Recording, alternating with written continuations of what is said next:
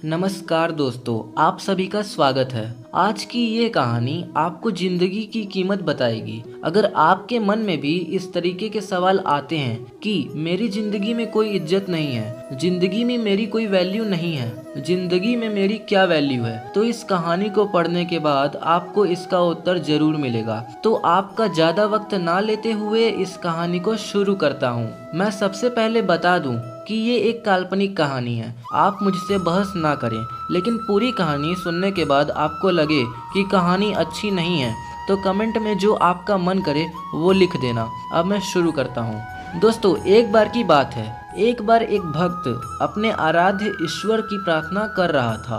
प्रार्थना करते करते वह रो रहा था और उसने कहा कि मेरी जिंदगी में कोई कदर नहीं है, मेरी जिंदगी में कोई वैल्यू नहीं है, मेरा बुरा वक्त चल रहा है, कृपया मुझे कोई रास्ता दिखाएं। तो भगवान ने उसकी सुन ली और उसको एक पत्थर दिया, लाल चमकदार। जी हाँ, लाल चमकदार पत्थर। भगवान ने कहा कि जाओ और इस पत्थर की कीमत पता करके आओ, लेकिन तुम इस पत्थर को बेच नहीं सकते। जब तुम इस पत्थर की कीमत पता करके आओगे तब शायद तुम्हें अपनी जिंदगी की कीमत पता लग जाएगी। वह गया, सबसे पहले को एक फल वाले के पास गया। उसने फल वाले को वह लाल चमकदार पत्थर दिखाया और पूछा कि ये पत्थर कितने का है। तो उसने कहा कि इसके बदले में तुम मुझसे 1 दर्जन आम ले सकते हो। लेकिन उसने कहा मैं इस पत्थर को बेच नहीं सकता, मुझे सिर्फ इसकी कीमत पता करनी है। फल वाले ने कहा कि मैं इसके बदले में आपको सिर्फ 1 दर्जन आम ही दे सकता हूँ। वह आगे चला गया।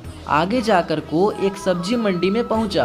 सब्जी मंडी के थोक विक्रेता की दुकान पर वह पहुंचा तो उसने कहा ये पत्थर कितने का है। उस विक्रेता ने उस पत्थर को ध्यान से देखा और कहा कि इस पत्थर की एवज में मैं तुम्हें 1 बोरी आलू दे सकता हूँ। तो भक्त ने कहा यानी कि आपकी नज़र में इस पत्थर की कीमत 1 बोरी आलू के बराबर है। सब्जी वाले ने कहा बिल्कुल। भक्त बोला लेकिन मैं इस पत्थर को बेच नहीं सकता क्योंकि मुझे सिर्फ इसकी कीमत पता करनी है। वह आगे चला गया। वह मार्केट में गया। अब की बार वह सुनार की दुकान में गया, यानी कि सोने चांदी की दुकान में गया। वहाँ वह आधे घंटे तक बैठा रहा। सुनार ने पूछा कि यह पत्थर तुझे कहाँ से मिला।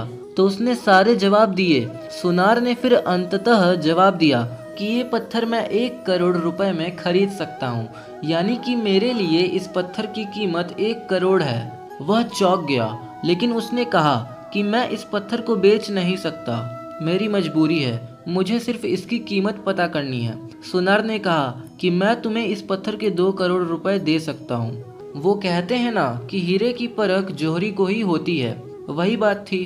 फल वाला और सब्जी वाला क्या जाने। सुनार ने आखिर कहा तुम ये पत्थर मुझे दे दो, लेकिन भक्त ने कहा नहीं, मैं इस पत्थर को बेच नहीं सकता। अब वह हीरे के बहुत बड़े व्यापारी के पास जाता है और उस पत्थर की कीमत पता करता है। हीरे का व्यापारी उस पत्थर को देखता है और आधे घंटे तक उस पत्थर को वह देखता रहता है। उससे पूछता है कि ये पत्थर तुम्हें कहाँ से मिला। भक्त बोला कि पहले आप मुझे बताओ कि इसकी कीमत क्या है। हीरे का व्यापारी कहता है कि इसकी मैं क्या कीमत बताऊं, जो बेशकीमती है। ये एक बहुत मूल्यवान रत्न है जिसकी अभी तक कोई कीमत नहीं है, इसका कोई मूल्य नहीं है। वह उस लाल चमत्कार पत्थर को नमन करता है और वापस वही बात कहता है कि इसकी कोई कीमत नहीं है, ये बेशकीमती हीरा है। इस दुनिया में जितने भी हीरे हैं उन सब में कीमती रत्न है ये। अब वह वापस जाता है और वह भगवान से कहता है कि अब आप बताइए मुझे कि मेरे जिंदगी की क्या कीमत है। तो भगवान ने उसे कहा कि तुम गए थे और तुमने देखा एक फल वाले के लिए इस पत्थर की कीमत अलग थी, एक सब्जी वाले के लिए इस पत्थर की कीमत अलग थी, और सुनार के लिए पत्थर की कीमत अलग थी, और हीरे के व्यापारी के लिए पत्थर की कीमत अलग थी। तो यही बात तुम्हारी जिंदगी में भी लागू होती है, यानी कि तरह तरह के लोगों के लिए तुम्हारी वैल्यू अलग अलग है। तुम्हें अपने आप को निखारना है और अपने आप को संभालना है, अपने आप को बेहतर करते जाना है। जैसे जैसे तुम हीरे को बेचने के लिए आगे बढ़े, वैसे वैसे तुम्हें खुद को संवारने के लिए आगे बढ़ते जाना है। जिस दिन तुम हीरे के व्यापारी के संपर्क में आ जाओगे उस दिन तुम्हारे अंदर का टैलेंट पहचान लिया जाएगा। उसी दिन तुम्हें वो अपॉर्चुनिटी मिल जाएगी या तुम्हें वह अवसर मिल जाएगा जिसकी तुम्हें तलाश है। तो तुम्हें हताश होने की ज़रूरत नहीं है। तुम्हारी ज़िंदगी की कीमत उस लाल पत्थर की कीमत के बराबर है। बस यही है कि अभी तक तुम सही इंसान के संपर्क में नहीं आए हो।